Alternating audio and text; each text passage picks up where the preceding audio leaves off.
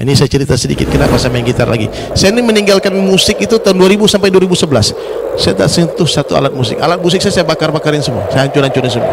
Sebelum video viral orang bakar-bakar gitar itu saya sudah patah-patahkan gitar saya. Karena bagi saya ini melalaikan, ini setan ini bagi saya. Gak bener ini. Haram, apalagi waktu itu saya yakin itu haram. Tapi namun tahun 2011 hadirin sekalian, saya jumpa dengan beberapa orang ulama, dia jelaskan tentang hukum alat.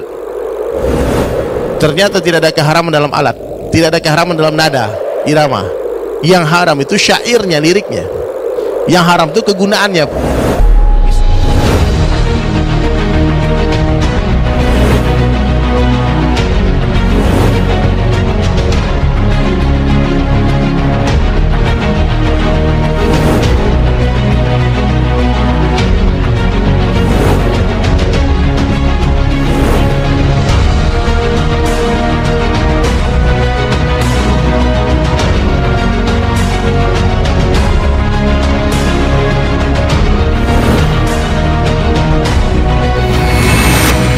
Intinya hadirin mulia, orang dapat hidayah karena ada yang mengajak. Ada yang mengajak. Kan? Datang ke sini karena ada yang ngajak kan? Nah, nanti minggu depan atau bulan depan ada pengajar lagi, ajak satu orang. Nanti jamaahnya sampai meludak, sampai bikin tenda panitia di sana. Iya. Kalau sekarang ada 500 orang, berarti bulan depan ada 1000 orang. Kalau satu orang ngajak satu orang. Udah kebayang siapa yang mau diajak? Coba sebentar pikir. Siapa kira-kira yang mau diajak? Udah kebayang kan siapa yang mau diajak? Tulis namanya, doakan dia malam, datangi rumahnya.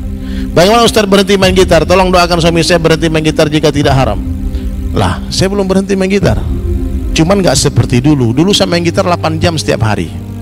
Sekarang main gitar cuma 10 menit setiap hari. 1 lagu, 2 lagu, 3 lagu, selesai. Untuk apa?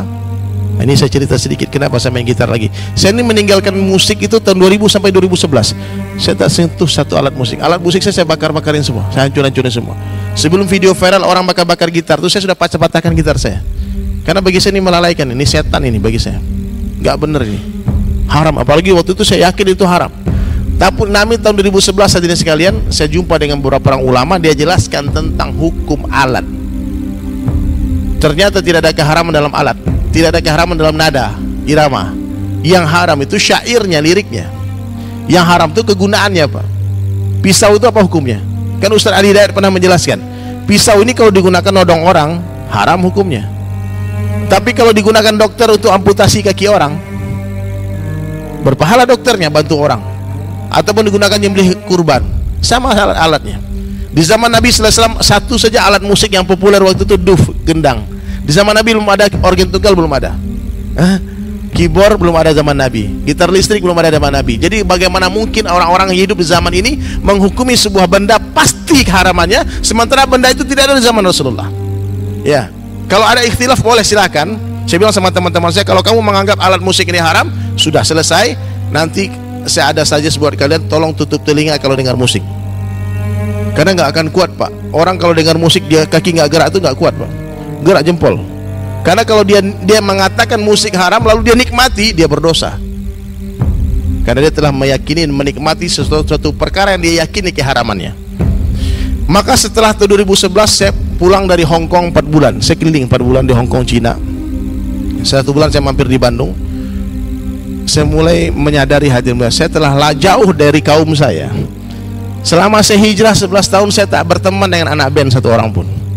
Kalau saya datangi mereka pergi, mereka lari, mereka kabur. Sehingga mereka semakin lama semakin jauh dari Allah. Maka satu orang ulama waktu itu saya jumpai, dikatakan Syekh Ibnu Hajar Asqalani mengatakan dalam kitab beliau, dianjurkan kepada seorang yang ahli dalam memainkan alat musik. Nanti kapan-kapan saya bawa kitabnya. Untuk menggunakan keahliannya untuk mengajak orang kepada Allah. Terakhir kemarin waktu saya umrah ke Makkah, di Makkah hadirin mulia jumpa dengan Syed Ahmad bin Muhammad Alawi Maliki sama Ustaz Abdul Somad. Kami ke sana, beliau yang terjemah, saya ngomong. Saya disuruh nyanyi 2 lagu di depan beliau, Syed Ahmad. Syekh Ahmad ini anaknya Syekh Muhammad, gurunya seluruh kiai-kiai yang ada di Indonesia ini. Ya, nggak main-main Pak. Syekh Muhammad ini luar biasa, ulama aswaja. Yang sorbannya gede, yang wajahnya mirip saya kata orang. Saya mirip dia kata orang. Gaya sorbannya. Dan saya dikasih ijazah sorban sama putra beliau Syekh Muhammad, yang sanadnya insya Allah sampai ke atas. Waktu itu beliau katakan, hei Sulaiman, tetap kamu bernyanyi. Saya nggak boleh berhenti. Saya pengen berhenti sebetulnya, nggak mau lagi nyanyi. Capek Pak. Hah?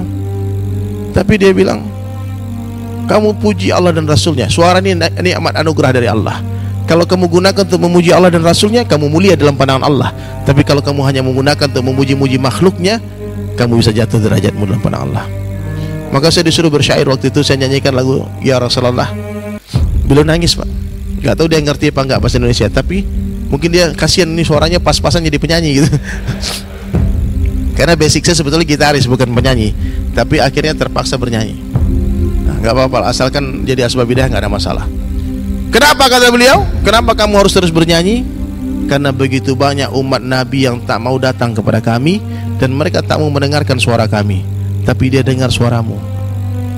Dia dengarkan suaramu. Saya gara-gara lagu yang saya buat tuh, DSAS itu, Dunia Sementara Akhirat Selamanya, udah banyak orang masuk Islam Pak. Terakhir ada penyanyi gereja masuk Islam gara-gara lagu itu. Samping masjid saya itu ada gereja Pak. Anak saya mau belajar vokal. Saya pikir siapa kira-kira bisa ngajarin vokal ya? Oh ya, penyanyi gereja. Saya cari informasi, dapatlah informasi, datang hadirin mulia ke rumah saya dia. Orang Ambon. Kemudian saya bilang sama dia, Usi, nyanyikan, ajarkan lagu ini kepada anak saya. Wahai manusia. Kan manusia Pak, bukan orang Islam dia panggil manusia. Dia kan manusia juga. Jangan engkau tertipu daya oleh dunia yang fana. Akhirnya hadirin mulia malam-malam dia WhatsApp saya. Dia bilang, Ustadz, saya kepikiran itu syair-syair lagu itu. Boleh nggak besok saya tanya-tanya tentang Islam? Pagi dia datang ke rumah Pak, bicara 5 menit 10 menit masuk Islam. Ganti nama jadi Aisyah.